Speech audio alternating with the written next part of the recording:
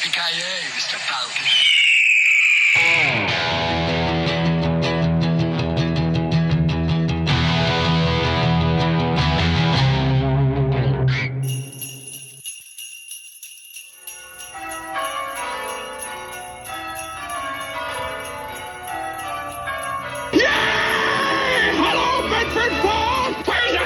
Silly, stupid old fool! Where's that money? You realize what this means? It means bankruptcy and scandal and prison. One of us is going to jail. Well, it's not going to be me. I want him brought from his happy holiday slumber over there on Melody Lane with all the other rich people. And I want him brought right here. And I want to look him straight in the eye. And I want to tell him what a cheap, lying, no-good, rotten, four-flushing, low-life, snake-licking, dirt-eating, inbred, overstuffed, ignorant, blood-sucking, dog-kissing, brainless, dickless, hopeless, heartless, fat-ass, bug-eyed, stiff-legged, spotty-lipped, worm-headed sack of monkey shit he is. Hallelujah! Holy shit! Where's the Tylenol? Do you really think you have a chance against us, Mr. Cowboy? Yippee-Ki-Yay, motherfucker. Merry Christmas, you wonderful old building alone! All right, man. It's the holiday season. It's the holiday season. And like Christmas music, it's the season of Christmas movies. You can't listen to Christmas music any other time of the year or you're a fucking monster. And I don't know about you, but I find it kind of hard to watch Christmas movies not at Christmas. There's a couple examples that I can, but not many. Yeah, I'm with you on that. And that also means if you spend time on social media, you're going to see at least 10 versions of a story about Die Hard being a Christmas movie. Yeah, the age-old debate. I mean, I'm so fucking tired of talking about it. We're not going to talk about it. I don't give a shit. I was watching this movie at Christmas before you all thought it was cool because I'm old. They showed it at Christmas on TV, for God's sakes. That's kind of how we got our name at this podcast. Kinda. So, I mean, it was the second one, but like they showed them, they were both took place at Christmas. They used to show them on TBS at Christmas. It's nothing new. You didn't invent it. Everybody always knew they took place at fucking Christmas. And now the new thing is to mention how Lethal Weapon takes place at Christmas. No shit. Fucking Shane Black wrote it. He puts everything at Christmas. Dude loves Christmas. He loves Christmas, with the exception of that awful Predator movie he made, which took place on Halloween. That's how I feel about that. That said, I'm probably going to watch Lethal Weapon this year at Christmas. Oh, yeah. And we all have our favorites. We all have ones we hate that we can't stand, either because we had to watch them too many times or we just never liked them. And I guess I have a couple that I try to watch on Christmas Eve or whatever, kind of like I try to watch certain movies on Halloween every year. But that's not what we're really going to be talking about today. No, I mean, like you say, everyone wants to talk about, is it a Christmas movie? Is it just an action movie? Yeah, right. And, you know, the debate has raged on for years now, but it begs the question, like, what are the bare minimum requirements for a Christmas movie? What makes a movie officially a Christmas movie? A Christmas movie. Now, we bring up Die Hard because for a long time it was simply categorized as an action movie. And, like, we could argue about this. Like, one of my things is, like, you could set that movie at any time of year, and it's still awesome. Like, if it took place over Labor Day weekend, you wouldn't be like, it's a Labor Day movie. Like, it's just a kick-ass action movie. There is some of the plot is contingent on it being Christmas because there has to be an excuse for the building to be empty except for one floor of people who were there for a party. Like, that's pretty important to the setup, right? But, again, you could have made it a corporate event that had nothing to do with a holiday because the building just opened recently, apparently, and they did just ink some big deal. they talk about in the beginning, right? Yeah. So, yeah, it didn't have to be Christmas. Was it a good idea to make it at Christmas? Totally. Did it make it all easier and flow easier? Absolutely. The atmosphere definitely benefits but mostly it's because of the soundtrack. The soundtrack to the first one got to use all those Jingle Bell accents and all the Joy to the World stuff and the musical flourishes, and that adds to the atmosphere, makes it feel like unlike any other action movie. That was what was cool about Die Hard. It had a very distinct atmosphere of its own, you know? And whatever. If you watch it at Christmas, I can watch that any time of the year. I don't know about you. And then there's this. Yeah, I can watch that tomorrow. I don't really like. Well, I don't like the second one very much. I kind of hate it. I don't know. Sometimes I feel better about it. There is that one awesome part when he says the thing and blows up the plane. Yeah, but as a whole, Yipee-Ki-Yay, Mr. Falcon. It's a bad movie. It's a good bad action movie. It's very dated. I like the third one a lot.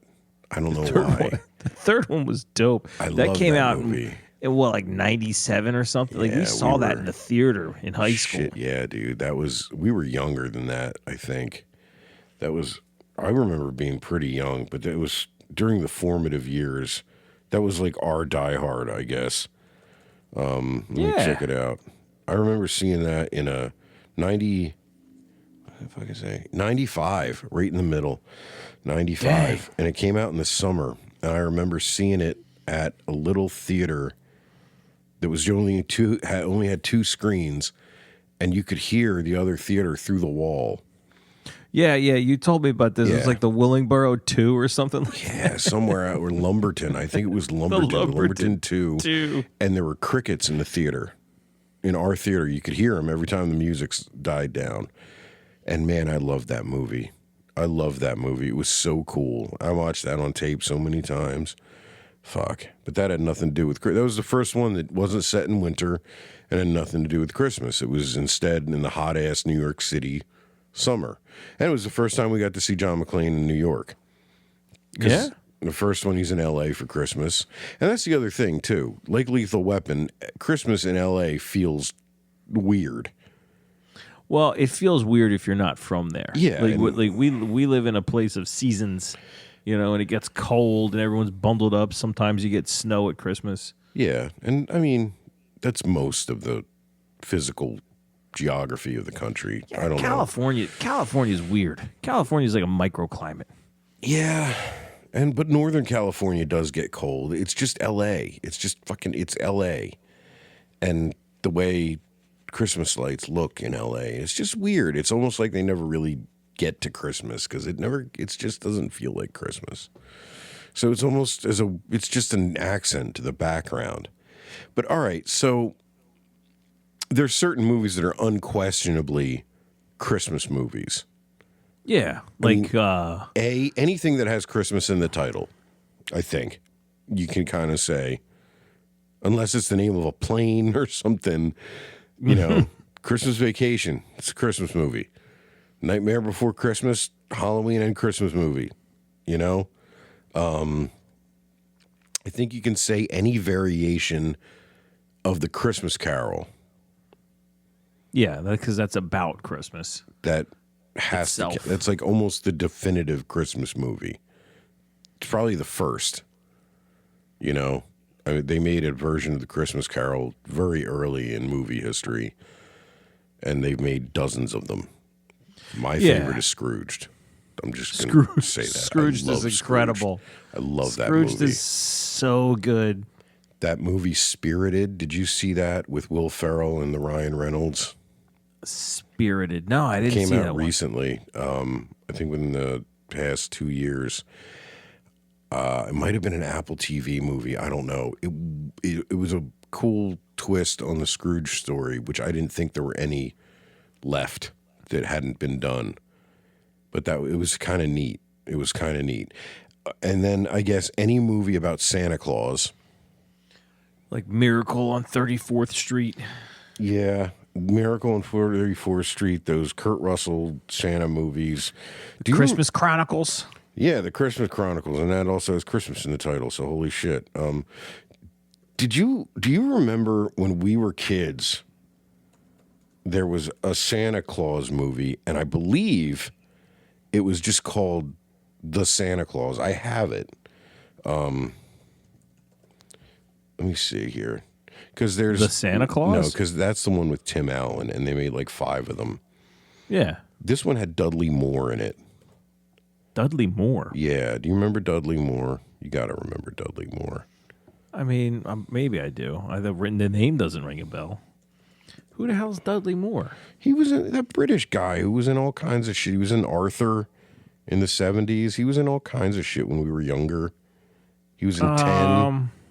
He was in the original Bedazzled. Oh, man. I mean, No? he looks familiar. I don't think I like... Oh, yeah, he looks familiar.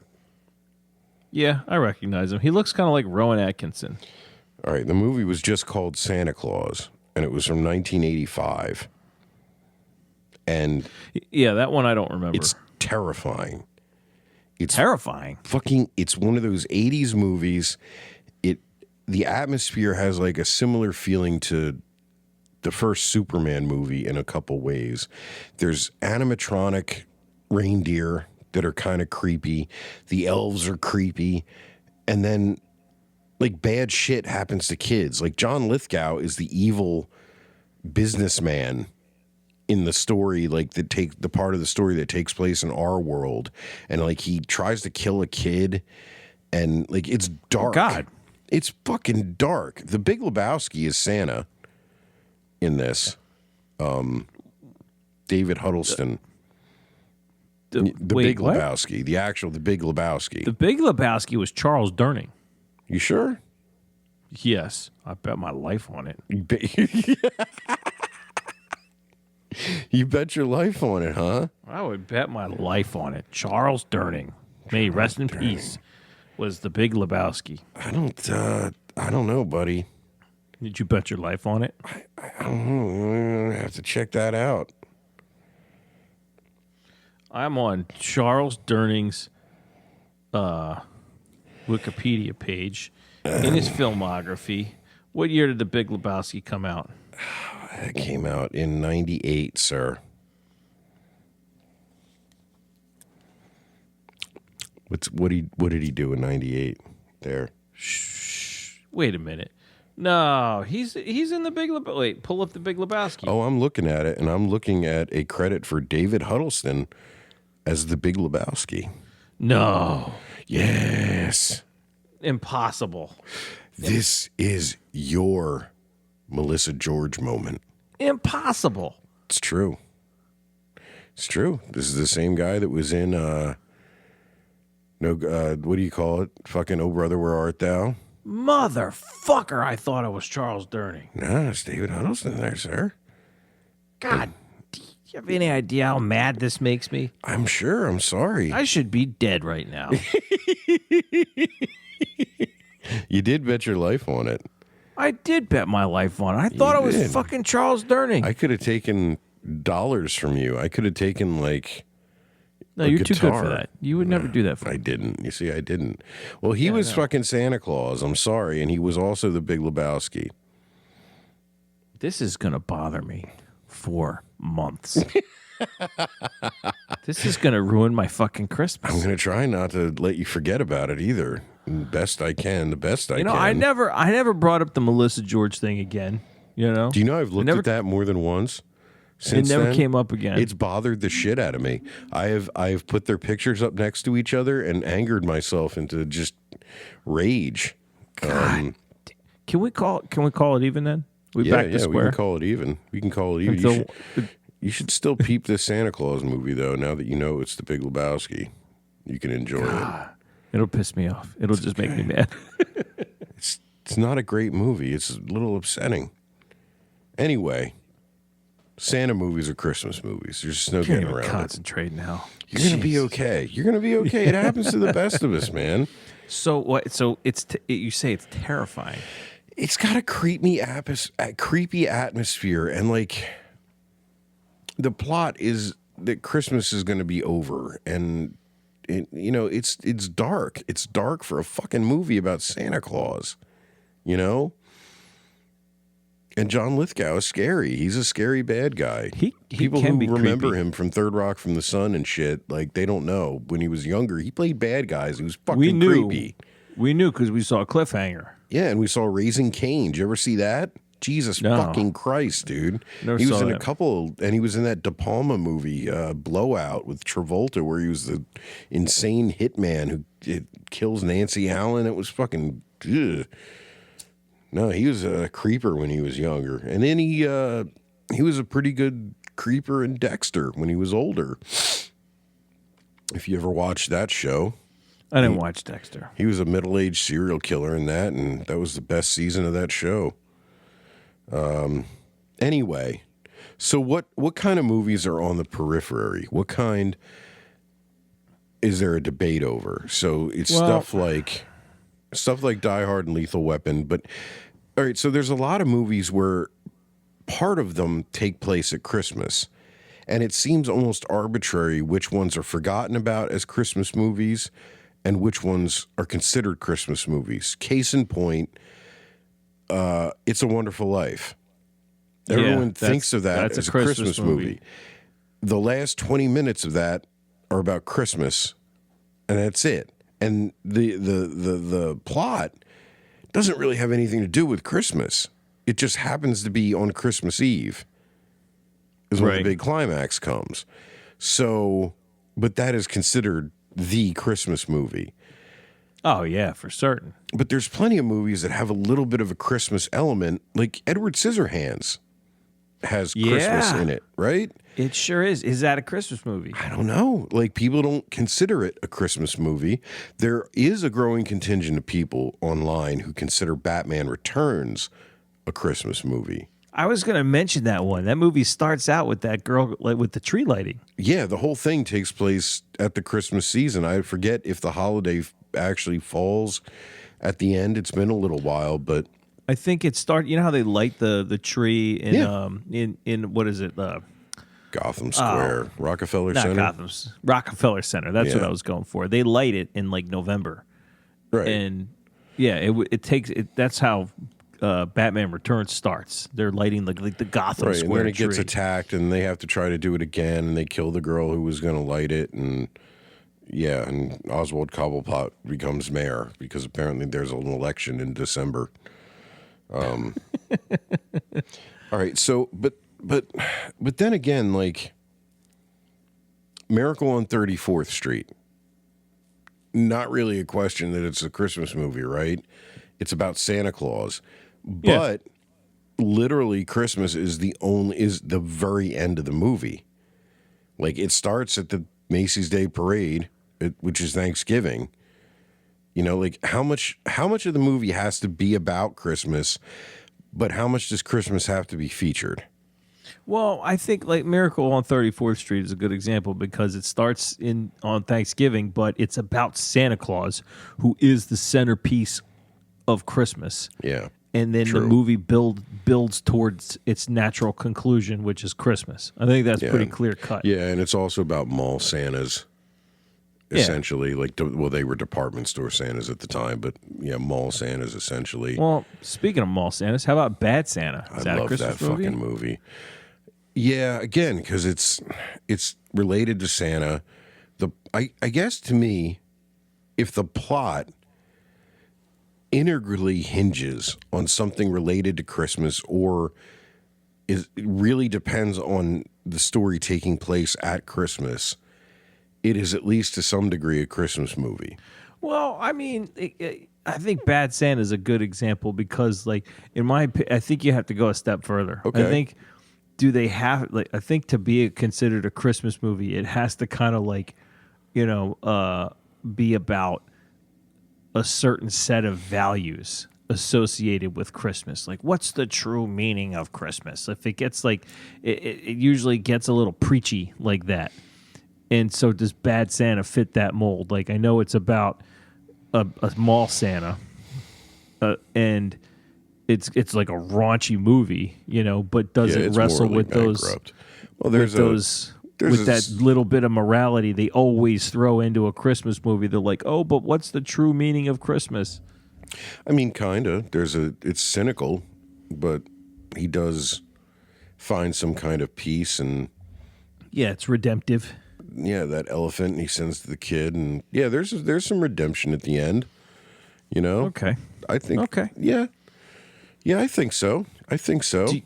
Do you think that that little bit of that little test that I just threw out there is something that needs to be considered to see if it's a Christmas movie? I think so, because otherwise it's just a movie that takes place on Christmas. Right. And- Okay, that's my point. Okay, Yeah, and exactly. if you want to watch a movie that just takes place on Christmas that you like at Christmas, good for you. Go for it, man. That's awesome. But I don't think you can insist it's a Christmas movie. Like Edward and I think- Scissorhands. Like Edward Scissorhands, but I think that also extends to Die Hard, and I think it extends to Lethal Weapon, because we established Die Hard could be my criteria too. The plot has nothing, is not integrally, it doesn't need Christmas. You could change a couple little minor things, and that movie can still happen the way it did.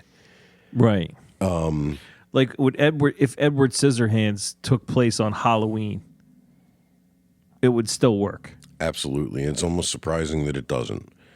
Right. Kiss Kiss Bang Bang, another Shane Black movie that just happens to be set at Christmas. Other than background shit, there's nothing that requires Christmas in that movie. Nothing. You know what's And funny? There is not really much moral redemption in that, but there's a little. I've seen that movie. I saw that movie because you brought it to my house one Great night. and movie. said, you got to watch this. And I was like, what's this dumb movie you're making me watch? And then at the end, I loved it. I remember really liking it. I had, until this moment, I did not at all remember that it took place at Christmas. Yeah, it's very minor. All the shit I remember about that movie, Christmas is not part of it. Yeah, because again, it's L.A. So other than a few specific things, yeah, like there's a party where she's dressed as a Santa in a Santa elf costume, like a sexy elf, and there's Christmas trees in the background, and there is a Christmas song playing, a cover of a Christmas song. Like, but it's literally just color for the background. Yeah. And it has nothing to do with the plot. Nothing. There's nothing about Christmas Eve. I don't even think the climax happens on Christmas. I think the story actually jumps forward before we get to the holiday. So, but okay. So what about something like that's a genre jumper? Like what about Krampus? Do you ever see that? It's a Christmas horror movie. Oh, yeah.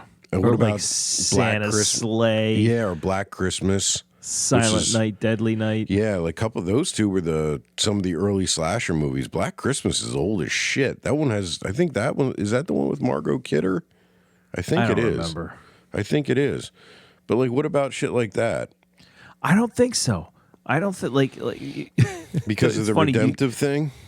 Yeah, because those movies are like they're horror movies that take place at Christmas, but they're not explicitly about Christmas. And I don't think in those movies, unless they're saved by like the power of Christmas, and I don't think they count. They're horror movies that take place at Christmas. Okay. But on the same token, Nightmare Before Christmas, that would kind of count, right? I think it would, because he's trying to figure out like what is the meaning of Christmas, and he gets it wrong, and it goes very poorly for dear old Jack Skellington.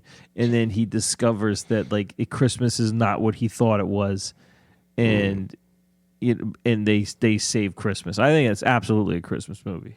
All right. I have two that need a judgment call. Oh boy, on the fence. And they're two classics. First one, since we were just talking about the horror genre jumping, Gremlins, the original Gremlins. Gremlins. I mean, you say that, and the first thing I think of is that was that guy's name, Tony Jones. Do you hear what I hear?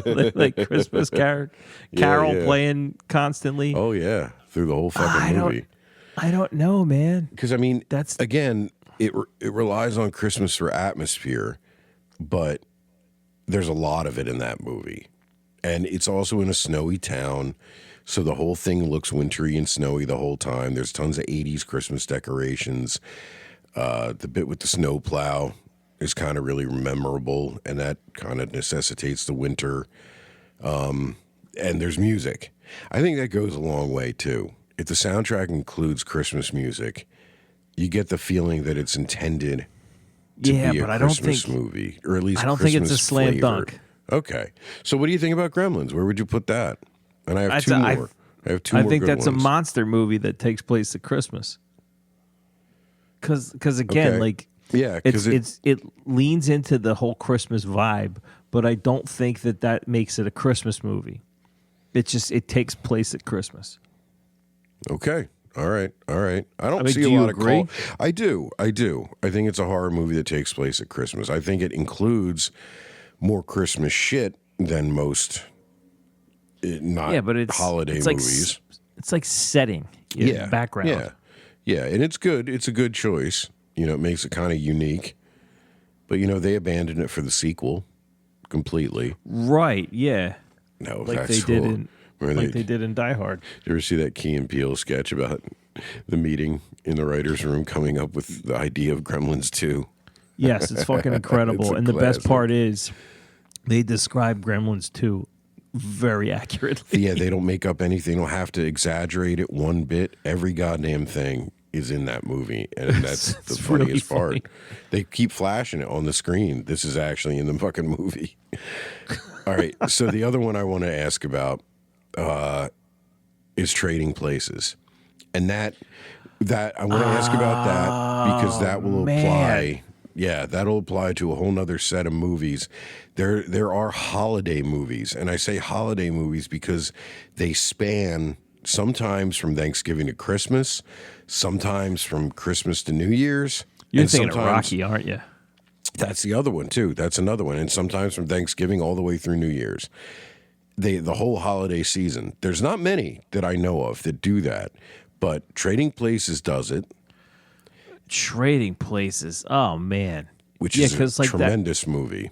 That movie's phenomenal, but it's hilarious. And like the one of the first things that comes to mind is Dan Aykroyd wearing that grody, disgusting Santa suit at the end of the Eating movie. the salmon, the smoked salmon through the beard on the subway that he It stole was from the buffet. Holy shit! It was the original, like, milk was a bad Oh, choice. I don't care how many times I've seen. Every time he pulls the strands of fake beard out of his mouth while he's chewing the salmon, I gag a little bit. It's disgusting. Every time, because it's how dirty he is. It's Aykroyd's face.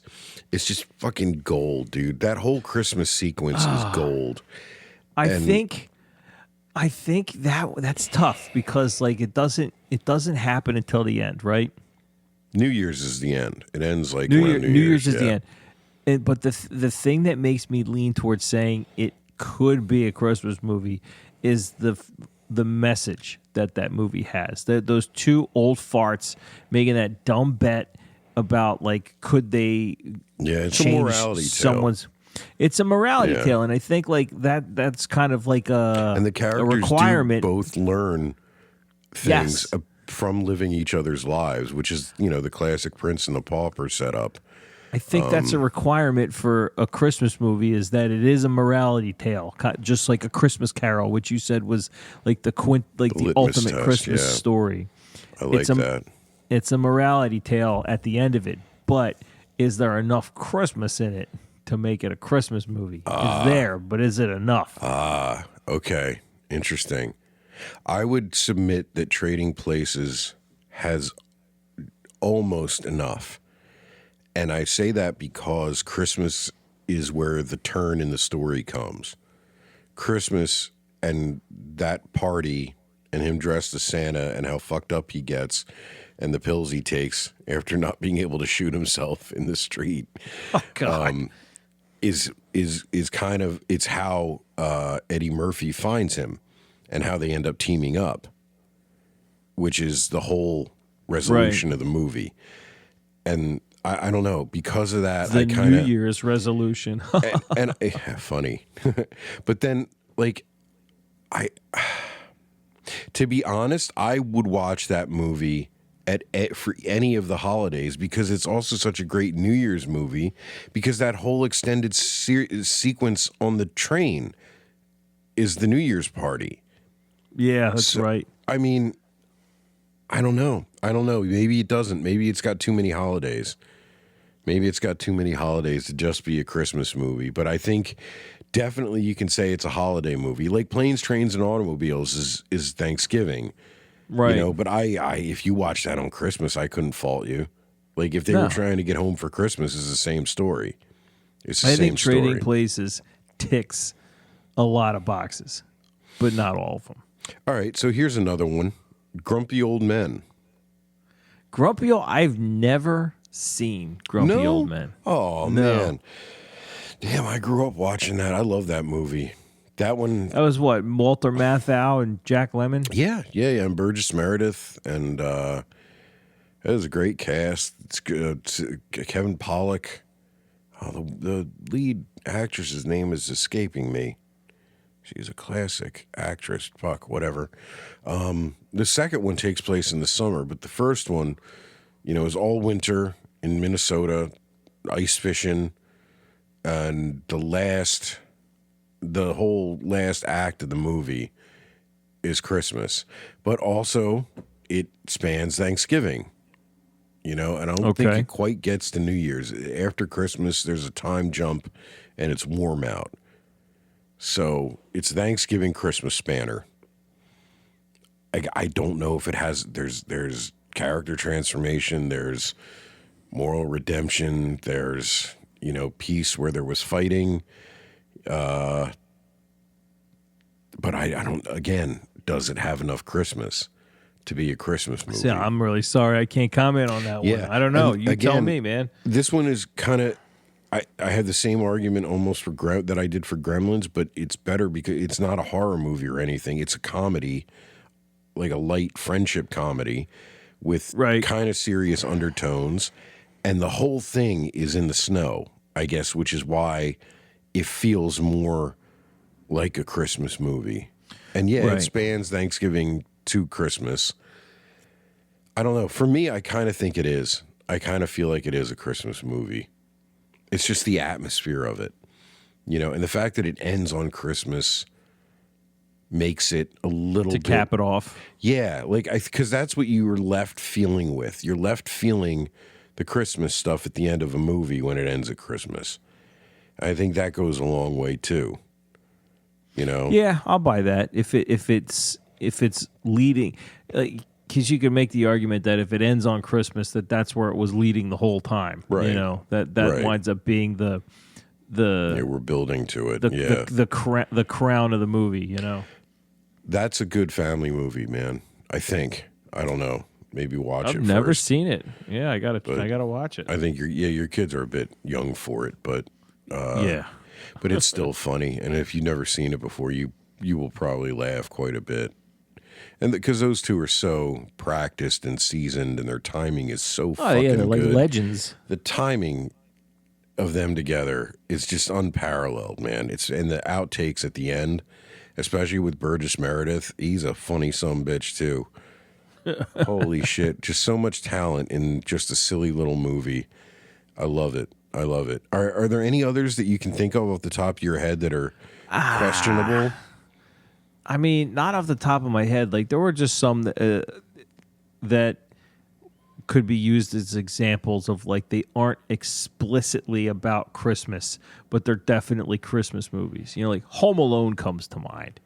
When you talk about Home Alone, it's about a boy that gets left behind, and his parents are gone. They forget about him, and he's stuck at home. And it takes place at Christmas, and I think that one absolutely has so much Christmas in it. It has to be considered a Christmas movie. Yeah. It's got like that morality play in it, where he realizes that the thing that's most important is spending time with his family at Christmas. Sure. I mean, you could argue that the second one is a little less of a Christmas movie. Yeah, but it's still Christmas. Very much a Christmas movie. Very Christmas. Yeah, there's no getting around that. Yeah, and it's. Yeah. I watched that first one. I have to watch it every year. I just do. But it's also a movie I could watch whenever. You know, When I was don't, younger, I did. I watched it at other times of the year. I just because you loved wanted the to story. see the fucking Kevin McAllister battle plan. Yeah, when he dude. booby traps the house. That shit was amazing. I had a poster that unrolled. That was it was the thing he drew. The battle plan? Yeah, it came with something. That's awesome. I don't know if it was from Pizza Hut or it came. I got it with something, and I loved it. I loved that thing, and It was pretty awesome. no, that it's hard to describe how big that movie was, and the sequel was pretty big too. Everyone wanted to talk boy. Oh God, this is Peter McAllister, The father. Yeah, it was Credit real card dumb. number. You got it. Yeah, whereas I think I wanted the original, to do that so bad when I was a kid. I think the original was made more of for the whole family in mind, and I think the second one was definitely aimed more at kids who are about 12, and it comes through. Us. Yeah, it was way goofier, if that's possible. And then the rest I've never seen. I know there's more. Oh yeah, it's not even worth it. No, I won't even. If they ever do that thing they keep talking about, where they just literally remake the first one, but with Macaulay Culkin playing the same role, the age he is now, I'm down for that anytime they want to put the money into it. I'll watch that. Yeah. Oh, got to mention John Candy in Home Alone. Fucking tremendous. Oh Fucking God, tremendous. yeah. My favorite part of that whole exchange, what's he playing? A clarinet? I think so. In the van, yeah. The length of time he spends trying to get Catherine O'Hara to Come try on, the try clarinet. it. Come on, try it. No, it's all right. It goes all right. on for like a minute and a half. He's like, no, try it. Do you know he improv'd everything he did in that movie? No. The I shit did he not made know up that. about polka and the names of the songs. Polka. Sheboygan polka, Deja Vu polka. No. Mostly Cleveland, you know. It should surprise me, but it doesn't. He was great. And you know, Catherine O'Hara, she can improv with the best of them. You know, like, Catherine O'Hara is incredible. she's an amazing actress, and so many years I only knew her as the mom from Home Alone. Every time she came up in something that I liked, it was like, oh, it's the mom from Home Alone. And then I watched Schitt's Creek with my wife, and I finally learned her name. Dude, Schitt's Creek was one of those shows that my wife put on, and I was like, "This sounds." You thought dumb. you were going to hate it, right? Yeah. Yeah. And then Catherine O'Hara opens her mouth, and like the funniest, even more than what she says, that accent. Yeah. The accent that she puts on for that show is Which she fucking made up. hysterical. She totally just made it up. It's fantastic. My wife loves that show, and she read about how she would read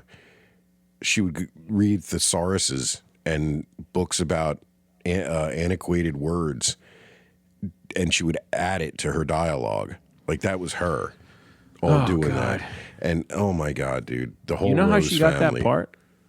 Oh, I don't know. I imagined it had something to do with Eugene Levy and the million movies they've been together. Yeah, Eugene Levy was trying to get a pilot made so that he could pitch the show. Mm-hmm. So, and like they didn't have anyone for her role, and he begged her to do it. Like, just do the pilot, you know, just so it can get greenlit.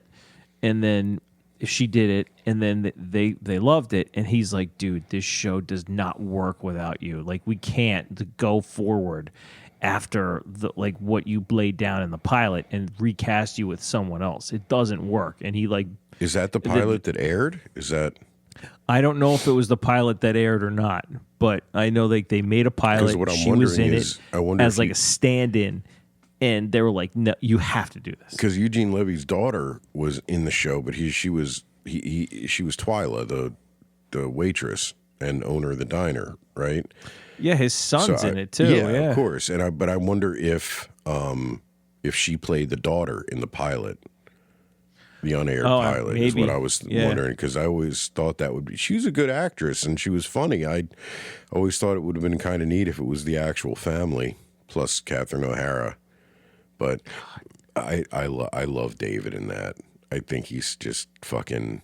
He has so many good lines, and he's so ridiculous and so expressive. Yeah. And my wife says that's me, but like I'm him, but straight. Totally. My wife says the exact same thing. What? She goes, Get the fuck out of here. She's like, David, oh my God, that's me. That is absolutely me. And I'm like, what? And I'm watching. I'm like, you really feel that way? She's like, yes. Wow. That's funny. Wow. I'm going to have to tell her that. That's hilarious, dude. That's hilarious. Because that's how I feel on the inside sometimes, the way he reacts to things. Yeah. And it's funny, too, because I watch it. I watch him, and I'm like, yeah, that's funny, but like that ain't me. You know, like I don't never see that. He's very much grouchier than he's way more Dave than Tom. Like, yeah, I think I'm more Eugene Levy in that show. Like, yeah, oh yeah, this is great. Let's just trying to keep go things with on this. an even keel. You know, nobody get too upset. Yeah, we can make this work. Yeah, and I'm over here just like I taste metal.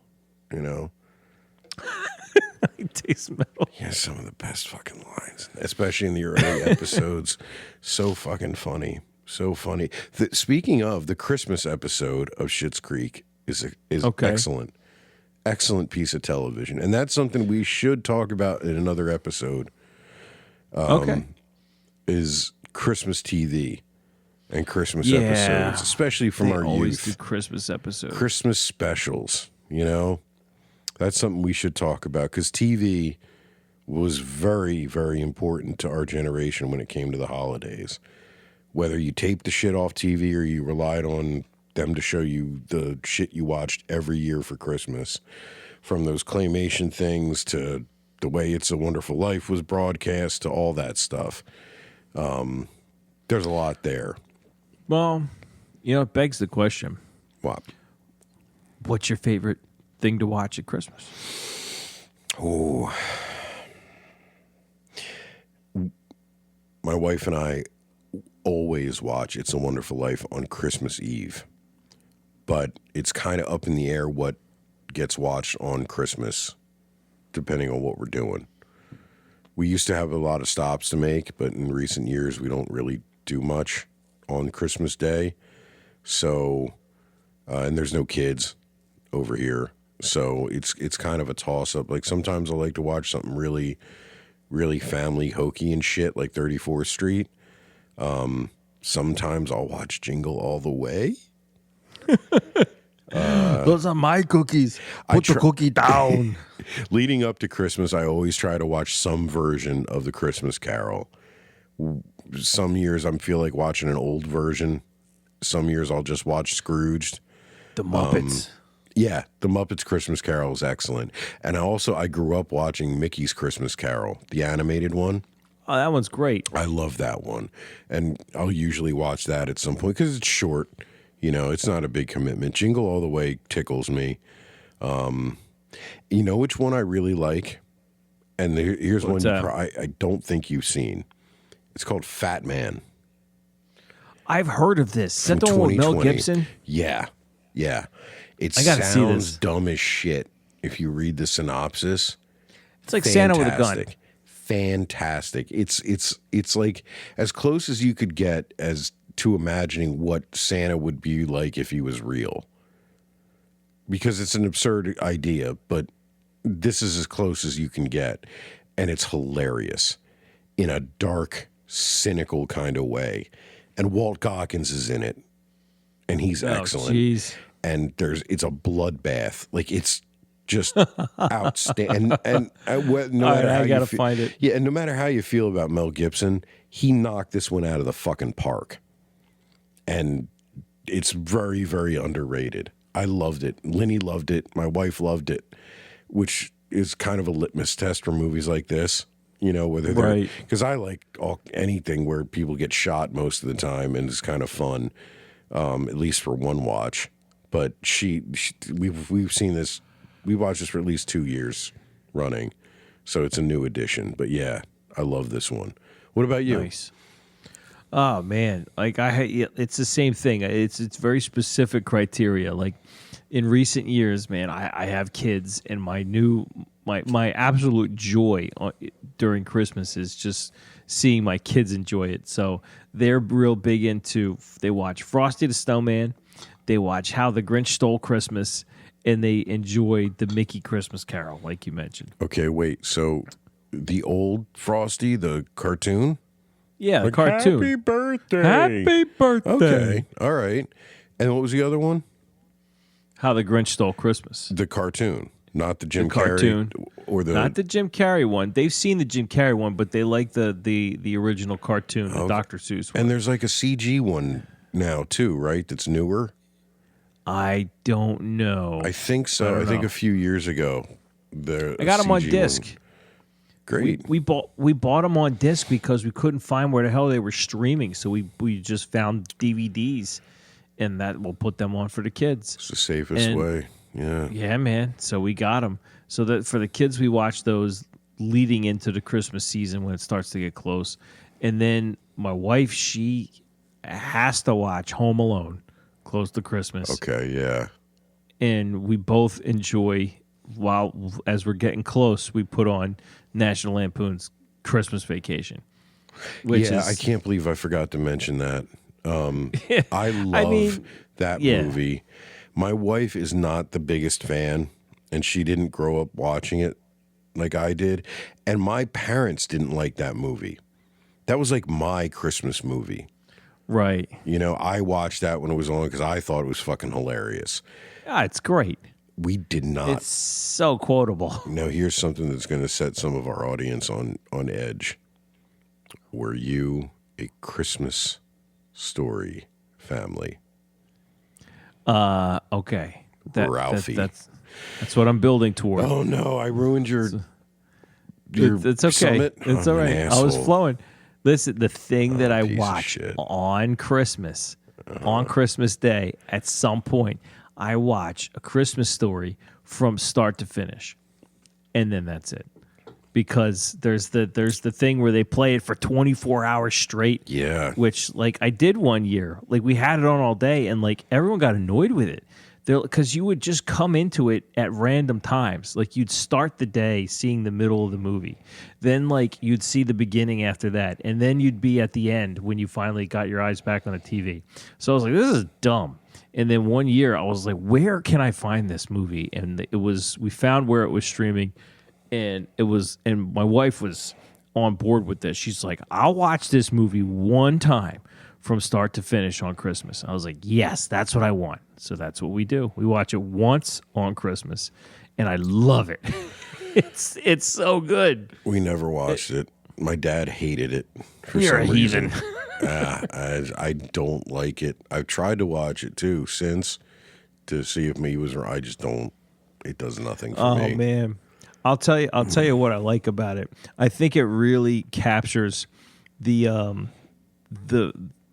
things that go on inside of a kid's head leading up to Christmas. A kid of that age, you're like, Christmas Yeah, I is get the it. most important day on any kid's calendar. You are I just remember counting feeling down to that Christmas. way. I remember feeling that way. It was an And I think- excitement that you don't feel Yeah. much as an adult.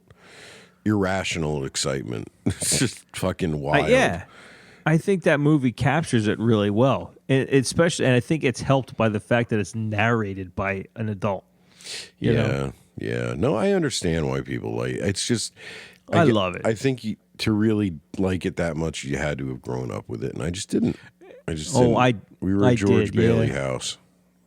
I grew up with that movie, and I fucking loved it. You know, it's like the lamp, the Red Ryder carbine action BB gun, like the whole nine. I loved every part of it. But the 24-hour bit is fucking overkill, man. Yeah. You don't need that much of that movie on any single day. It's too much. So that's why we made the decision, like, no, put it on once, and when it's over, it's over. If you want to watch it, sit down and watch it. But after that, it's done.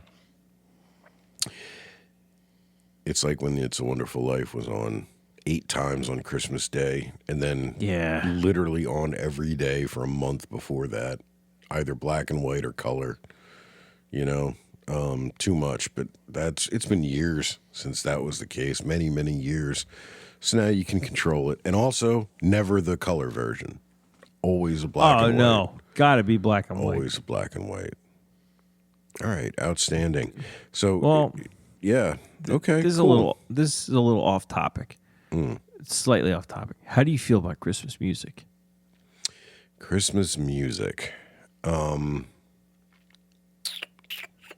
It's complicated. I don't hate it. I like there's a lot, right?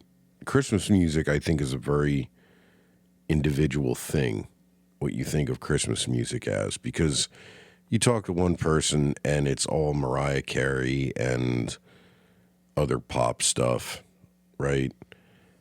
To me, Christmas music is the old shit because that's what I grew up listening to, like Bing Crosby. Yeah. And God, what's his name? Say the other one. I know you got it and you say it. Just say it. Always doing the duets with his daughter. What the fuck's his name? What's his daughter's name? Come on, tell me. I can't. Nat King Cole. Nat King Cole, absolutely. Beautiful. Every time anything I hear him singing, I think of Christmas music. And also a lot of the doo-wop stuff. Because, all right, this is good. This is a good one.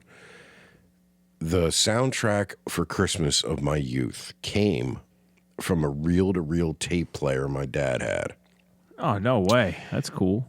Yeah, he went through this phase, I guess, before I was born when he had some money of being sort of an audiophile, and he bought this baller stereo setup with a Marantz receiver, really good speakers, good turntable, good cassette deck, dual cassette deck so you can make copies, and a reel-to-reel, a big fucking reel-to-reel. So WOGL, which was the oldie station around here, and still is, but now the oldies are stuff from when we were in high school, and so fuck you. Yeah, it's depressing. They used to do this thing at Christmas where they would play 24 hours of Christmas music, which I think a couple radio stations still do. So one radio station, B101, used to play it for a month, right? Nothing but Christmas music. I think they still do it. Well, it would be this one, and no commercials though.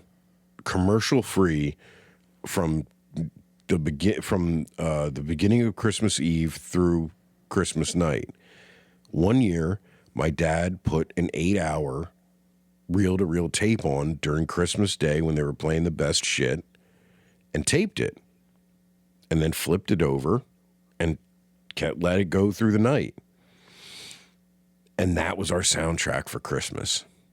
And it was all those old classic crooner songs from the 40s, all the versions, the old songs, and then a lot of doo-wop stuff from the 50s. Oh, like the Ronettes. Yeah, exactly. And a lot of like cheesy teen bopper bands that did their version, the holiday stuff, and a couple Elvis things. Not a lot, a couple.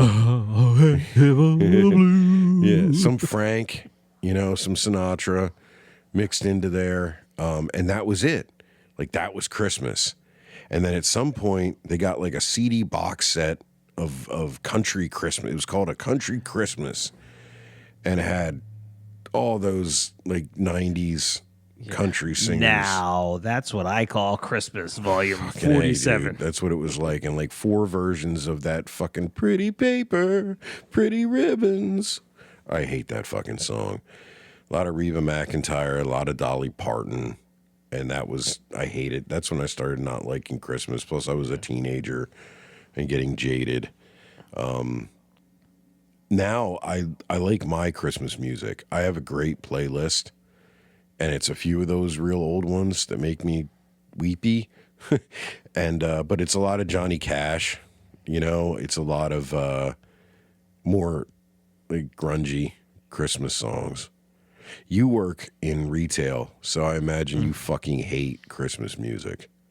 I like Christmas music that I put on myself. Same thing, yeah. But from Thanksgiving Day all the way through New Year's goddamn Eve, I am bombarded with every flavor of Christmas music that exists.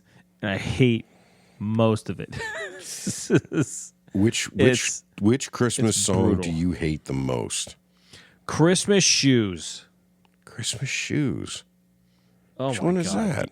Do you don't know about Christmas shoes? I haven't gone shopping at Christmas for years. Okay. No. So let me tell you a story. Like because that's what the song does. The song is like this dude with like a raspy voice, he's got like he's singing like this, and he's singing about, it was Christmas time and I was walking along the streets and out in the streets with my bags under my arms, and I saw a boy begging for money, and I was like, I can't give this guy any money, but let me hear what he has to say. And the boy says he wants to buy shoes for his mom because they look like they're just her size, and he wants her feet to look nice for when he's certain that she's going to die later that night. What? So when she meets Jesus, she looks better than she does.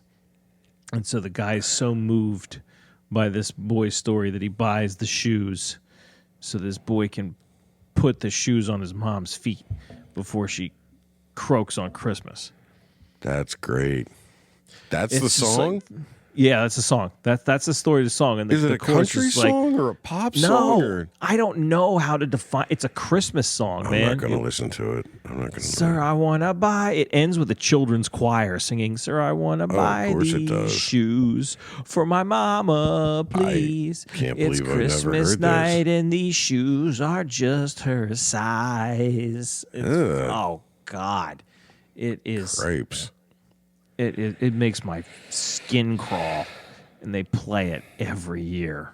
I hear it like 2 to 3 times a day for a month and a half. I'll tell you what song does that to me is that goddamn Paul McCartney one. Oh man, simply having a wonderful Oh my Christmas God, time. dude. From the first fucking notes, I start grinding my teeth. I can't listen to it. There's something about it. It stimulates a part of my brain that makes me want to murder things. I fucking hate it. I hate it.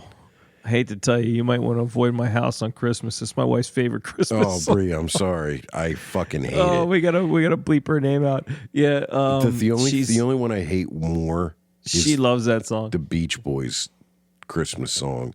We're like, Christmas comes this time each year. No fucking shit. No fucking shit. Christmas comes this time each year. I fucking... Ooh, little Saint Nick. Yeah. That's the one. That's the one. I hate it. I don't mind that one. Fuck it. I don't mind it. I hate it. But hey, man, listen, I'm with you.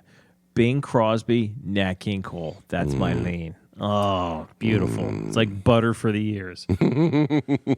It's just peaceful, and it makes me... Everything smells like Christmas for a minute. And Just makes me happy. I have a very clear picture of childhood Christmas in my head. Just like a snapshot. And it's hard to remember it very well most years. But there's a couple songs, and Nat King Cole's voice, there's nothing quite like that. It just brings it, that's that thing about music, man. Some movies are like that, but music has that power, like a scent. Just brings back memories so vivid and clear sometimes that you almost don't want to listen to the songs because you're afraid you'll corrupt it with something new. Right. Yeah. It'll I can see dilute that power that it has, that it's linked to that specific memory. I don't know. It's bullshit, but it's powerful. It can be anyway. I'm with you. But most Christmas music fucking sucks. It's fucking terrible. And I'm sorry, Mariah, but I can't with any of that shit. And that this she does. Christmas will be a very special Christmas. We'll see.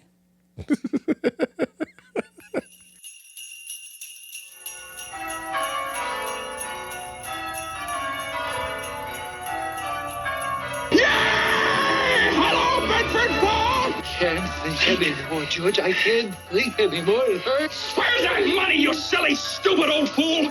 Where's that money? Do you realize what this means? It means bankruptcy and scandal and prison. That's what it means. One of us is going to jail. Well, it's not going to be me.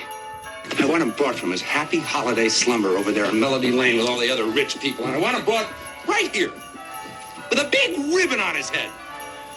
And I want to look him straight in the eye, and I want to tell him what a cheap, lying, no-good, rotten, four-flushing, low-life, snake-licking, dirt-eating, inbred, overstuffed, ignorant, blood-sucking, dog-kissing, brainless, dickless, hopeless, heartless, fat-ass, bug-eyed, stiff-legged, spotty-lipped, worm-headed sack of monkey shit he is! Hallelujah! Holy shit! Where's the Tylenol? You know my name, but who are you? Just another American who saw too many movies as a child. Another orphan of a bankrupt culture who thinks he's John Wayne, Rambo, Marshall Dillon. I was always kind of partial to Roy Rogers, actually. I really like those sequin shirts. Do you really think you have a chance against us, Mr. Cowboy? Yippee-Ki-Yay, motherfucker. Merry Christmas, you wonderful